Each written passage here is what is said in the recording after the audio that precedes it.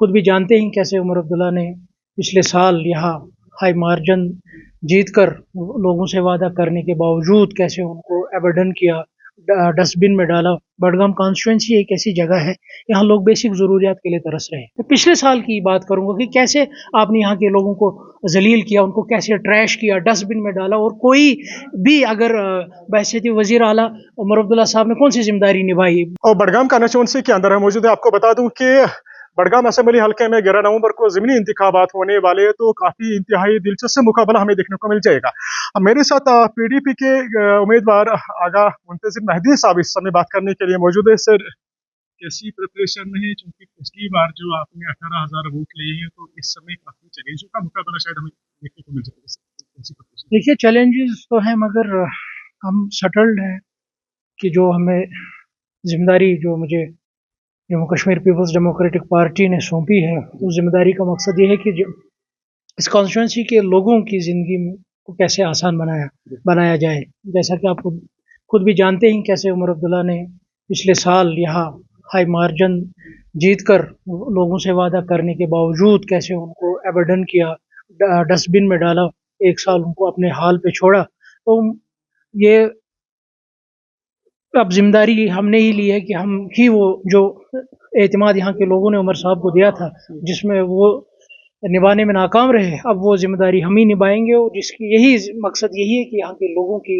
ज़िंदगी में हम कैसे आसाइश ला सकें, चाहे वो पानी के हवाले से हो, सड़क के हवाले से हो, तालीम के हवाले से हो, या सेहत के हवाले से हो। क्योंकि काफ़ी चुनौती भरा जो है ये मतदान हमें देखने को मिल जाएगा। सर, ओवरऑल क्या कुछ एक्सपेक्ट कर रहे हो?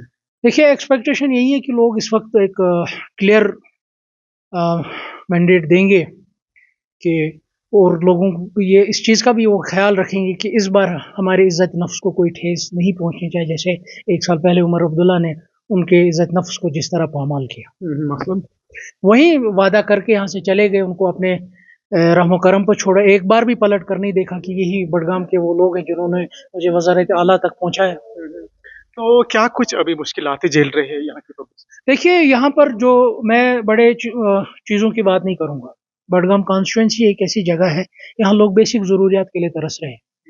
अगर सरकार कह रही है कि हमारा मकसद ये है कि हम हर घर में नल और जल पहुँचाएंगे, यहाँ पर जो सर्वे हुआ, यहाँ 60% से ज़ायद आबादी है वो अभी भी ज़हर आलूदा पानी पी रहे हैं। उसी तरीके से शोबे सेहत की अगर मैं बात करूं, अभी भी डिस्ट्रिक्ट हॉस्पिटल में MRI की कोई फैसिलिटी मौजूद नहीं है। इसी तरीके से मैगडमाइजेशन, हर चीज़ जो बेसिक ज़रूरियात ज़िंदगी है यहाँ लोगों की, उससे यहाँ के लोगों को महरूम रखा गया है। और हम यही कोशिश कर रहे हैं कि एटलीस्ट इन मकसदों करें ताकि लोगों की इन फ्रंट्स पे एटलीस्ट लोगों को कोई आसानी। आगा महमूद साहब को नेशनल कॉन्फ्रेंस ने अपना उम्मीदवार खड़ा किया सर, और आपस में आप दो रिलेशन में हो आपस में, तो कहीं नहीं वैसा मेरा, क्योंकि मैंने कहा ना कि हमारा मकसद यही है कि हम कैसे यहाँ के लोगों की ज़िंदगी में आराम पहुँचाए और उस जमात को हम तनकीद करें, उस जमात से ये सवाल पूछें। अगर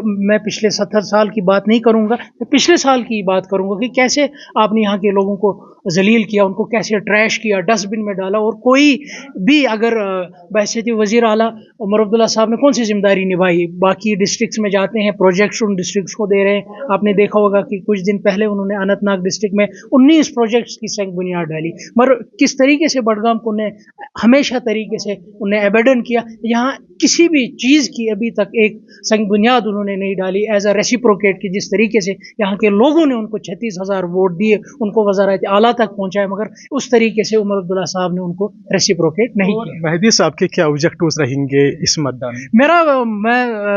मैं जुमलेबाजी नहीं करूँगा, मैं लोगों के जज्बात नहीं छेड़ूंगा, मैं बड़ी बड़ी बातें नहीं करूँगा। जो हमारी पार्टी का मकसद है कि इन लोगों की ज़िंदगियों को हम किस तरह आसान बनाए, आरामदेह बनाए, वही मेरा मुद्दा और मकसद हो। जो ये बेसिक ग्रीवेंस है यहाँ के लोगों की, जो बेसिक राइट्स यहाँ के लोगों को जिस तरीके से महरूम रखे, मैं यही कोशिश करूंगा कि वो करेक्ट कर सकें ताकि यहाँ साफ पानी भी आए। यहाँ पर मैं तालीम की एक बात करूँ कि 2011 में ही उमर अब्दुल्ला साहब ने यहाँ मौलाना आज़ाद यूनिवर्सिटी की संग बुनियाद डाली, वो वैसी की वैसी, उस पर कोई काम आज तक नहीं हुआ। अगर वो यूनिवर्सिटी ऑपरेशनल होती, वो बनती, हमारे बच्चे बाहर स्टेट्स नहीं जाते, उनको वो फैसिलिटीज यही मिलती। इस तरीके से चैलेंज है, बेसिक चैलेंज है, उनको हमें ठीक करने की जरूरत है। वही मेरा मकसद है। आप पीडीपी से हो, चूंकि हमने भी नेशनल कॉन्फ्रेंस के इन उमर साहब से बात की या बाकी जितने भी ओहदेदारान हैं, उनके विधायक हैं, उनसे भी हमने बात की। उन्होंने कहा कि जो भी आज संघर्ष कर रहे हैं कश्मीर घाटी के अंदर, जम्मू कश्मीर घाटी के अंदर, ये सब पीडीपी की नहीं।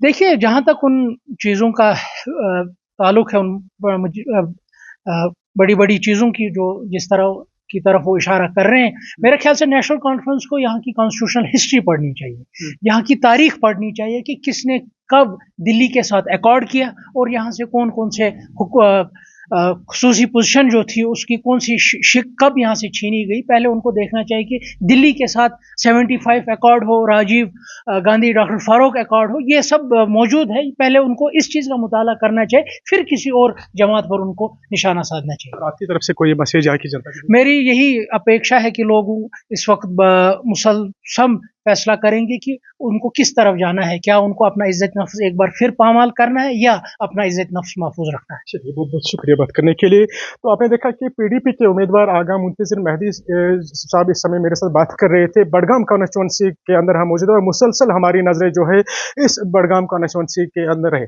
और आपको बता दूं कि ज़मीनी इंतखाबात जो है 11 नवंबर को होने वाले, एक दिलचस्प जबरदस्त मुकाबला हमें देखने को मिल जाएगा। फिलहाल डीबी लाइव जम्मू कश्मीर से मैं शफीक।